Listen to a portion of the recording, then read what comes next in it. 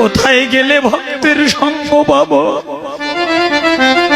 কোথায় গেলে একটু সাধুগুরু বৈষ্ণবের মুখে হরি কথা, কৃষ্ণ কথা, ভাগবত কথা শুনিতে পারিব। ওগো বাবা, একটা কথা বলি, ভালো করে শুনে যান।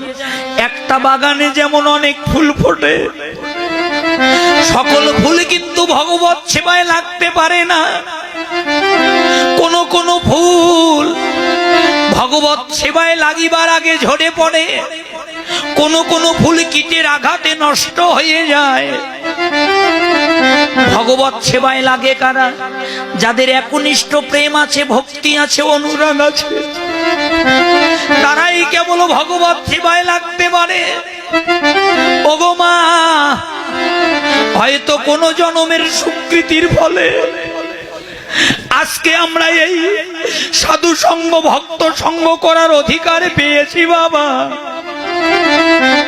সকালবেলা হলে এই চাঁদের বাজার ভেঙে যাবে। কত জাগে যোগে লেগেছিল, আগামী বছর হয়তো আমার দাদা ভাইরা আবার আয়োজন করবে বাবা। কিন্তু কার ভাগ্যে হবে আর কার ভাগ্যে হবে না,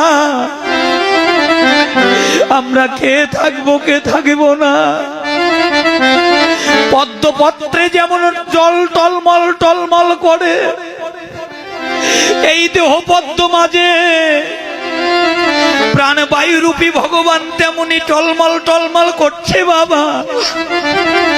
কোনদিন খাইতে, দাঁড়াইতে, শুইতে, চলিতে কোথায় কখন কার ডাক আসবে আমরা কেউ বলতে পারবো না।